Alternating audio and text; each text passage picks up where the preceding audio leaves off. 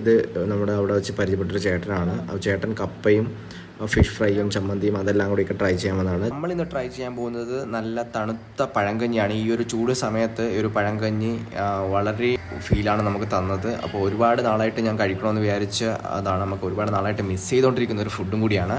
അപ്പോൾ ഇതുപോലുള്ള നാടൻ സ്പോട്ടുകൾ തപ്പി ഇറങ്ങുന്ന കൂട്ടത്തിൽ എനിക്ക് കിട്ടിയൊരു സ്പോട്ടാണിത്. അപ്പോൾ ഇത്രയും നമ്മുടെ അടുത്ത് കടന്നിട്ട് ഞാൻ ഫസ്റ്റ് ടൈമാണ് ഇവിടെ ട്രൈ ചെയ്യാനായിട്ട് വരുന്നത്. ഇനി ഇടയ്ക്കിടയ്ക്കൊക്കെ ഞാൻ വരുന്നതായിരിക്കും.